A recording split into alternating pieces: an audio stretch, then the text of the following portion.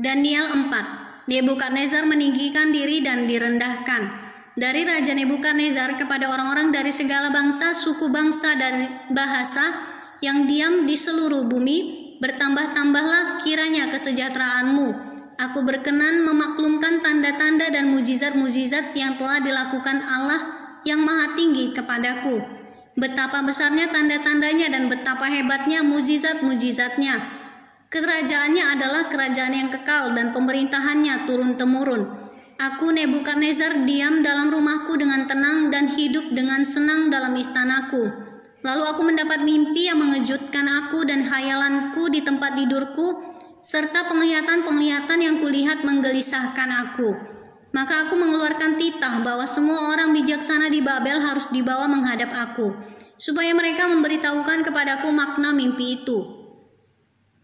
Kemudian orang-orang berilmu, ahli jampi, para kasdim, dan ahli nujum datang menghadap, dan aku menceritakan kepada mereka mimpi itu, tetapi mereka tidak dapat memberitahukan maknanya kepadaku. Pada akhirnya Daniel datang menghadap aku, yakni Daniel yang dinamai Beltsasar, menurut nama dewaku dan yang penuh dengan roh para dewa yang kudus. Lalu kuceritakan kepadanya mimpi itu. Hai Beltsasar, kepala orang-orang berilmu, aku tahu bahwa engkau penuh dengan roh para dewa yang kudus, dan bahwa tidak ada rahasia yang sukar bagimu. Sebab itu inilah riwayat penglihatan mimpi yang kudapat, maka ceritakanlah kepadaku maknanya. Adapun penglihatan yang kudapat di tempat tidurku itu demikian, di tengah-tengah bumi ada sebatang pohon yang sangat tinggi. Pohon itu bertambah besar dan kuat, tingginya sampai ke langit, dan dapat dilihat sampai ke ujung seluruh bumi. Daun-daunnya indah, buahnya berlimpah-limpah, padanya ada makanan bagi semua yang hidup. Di bawahnya binatang-binatang di padang mencari tempat bernaung, dan di dahan-dahannya bersarang burung-burung di udara, dan segala makhluk mendapat makanan daripadanya.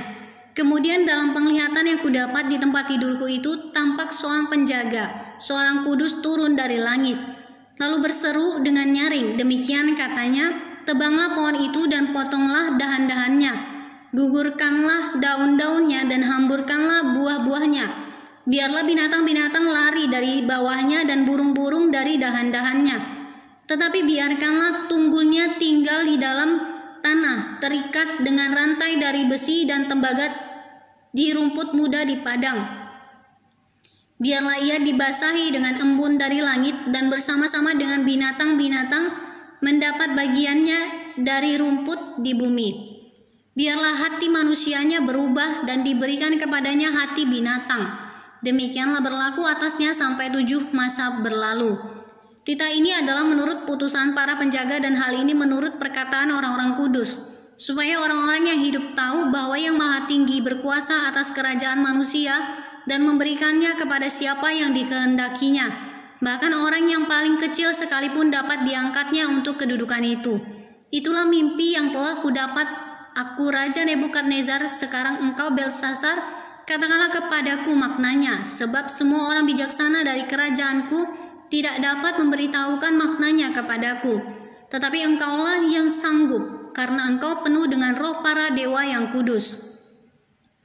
Lalu berdirilah Daniel yang namanya Beltsasar, tercengang beberapa saat, pikiran-pikirannya menggelisahkan dia.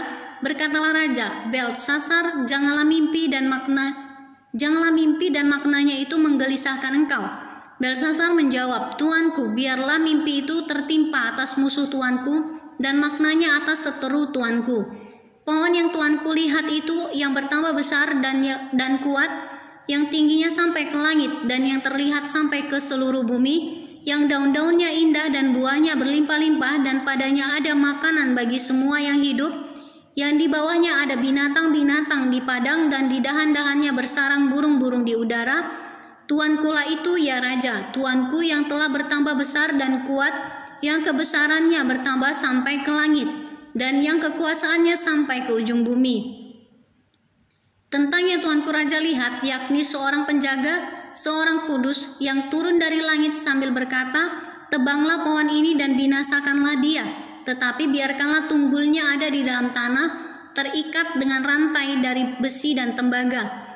di rumput muda di padang, dan biarlah ia dibasahi dengan embun dari langit dan mendapat bagiannya bersama-sama dengan binatang-binatang di padang, hingga sudah berlaku yang demikian atasnya sampai 7 masa berlalu.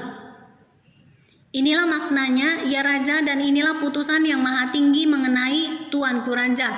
Tuanku akan dihalau dari antara manusia, dan tempat tinggal Tuanku akan ada di antara binatang-binatang di padang. Kepada Tuanku akan diberikan makanan rumput seperti kepada lembu, dan Tuanku akan dibasahi dengan embun dari langit. Dan demikianlah akan berlaku atas Tuanku sampai 7 masa berlalu, hingga Tuanku mengakui bahwa yang maha tinggi berkuasa atas kerajaan manusia dan memberikannya kepada siapa yang dikehendakinya. Yang dikatakan tentang membiarkan tunggul pohon itu berarti kerajaan Tuanku akan kembali. Tuanku pegang segera sesudah Tuanku mengakui bahwa sorgalah yang mempunyai kekuasaan. Jadi ya Raja, biarlah nasihatku berkenan pada hati Tuanku. Lepaskanlah diri Tuanku daripada dosa dengan melakukan keadilan, dan daripada kesalahan dengan menunjukkan belas kasihan terhadap orang yang tertindas. Dengan demikian kebahagiaan Tuanku akan dilanjutkan. Semuanya itu terjadi atas Raja Nebukadnezar. Sebab setelah lewat 12 bulan ketika ia sedang berjalan-jalan di atas istana raja di Babel, berkatalah Raja, bukankah itu Babel yang besar itu, yang dengan kekuatan kuasaku dan untuk kemuliaan kebesaranku telah kubangun menjadi kota kerajaan? Raja belum habis bicara ketika suatu suara terdengar dari langit. Kepadamu dinyatakan, ya Raja Nebukadnezar, bahwa kerajaan telah beralih daripadamu. Engkau akan dihalau dari antara manusia, dan tempat tinggalmu akan ada di antara binatang-binatang di padang. Kepadamu akan diberikan makanan rumput seperti kepada lembu, dan demikianlah akan berlaku atasmu sampai 7 masa berlalu, hingga engkau mengakui bahwa yang maha tinggi berkuasa atas kerajaan manusia dan memberikannya kepada siapa yang dikehendakinya. Pada saat itu juga terlaksanalah perkataan itu atas Nebukadnezar, dan ia dihalau dari antara manusia dan makan rumput seperti lembu, dan tubuhnya basah oleh embun dari langit, sampai rambutnya menjadi panjang seperti bulu burung Raja Wali, dan kukunya seperti kuku burung. Tetapi setelah lewat waktu yang ditentukan, aku Nebukadnezar menengadah ke langit, dan akal budiku kembali lagi kepadaku. Lalu aku memuji yang maha tinggi dan membesarkan dan memuliakan yang hidup kekal itu, karena kekuasaannya ialah kekuasaan yang kekal dan kerajaannya turun-temurun. Semua penduduk bumi dianggap remeh. Ia berbuat menurut kehendaknya terhadap bala tentara langit dan penduduk bumi, dan tidak ada seorang pun yang dapat menolak tangannya dengan berkata kepadanya, "Apa yang kau buat?" Pada waktu akal budiku kembali kepadaku, kembalilah juga kepadaku kebesaran dan kemuliaanku untuk kemasyhuran kerajaanku. Para menteriku dan para pembesarku menjemput aku lagi. Aku dikembalikan kepada kerajaanku, bahkan kemuliaan yang lebih besar dari dahulu diberikan kepadaku. Jadi sekarang aku Nebukadnezar memuji, meninggikan, dan memuliakan Raja Sorga, yang segala perbuatannya adalah benar dan jalan-jalannya adalah adil, dan yang sanggup merendahkan mereka yang berlaku congkak.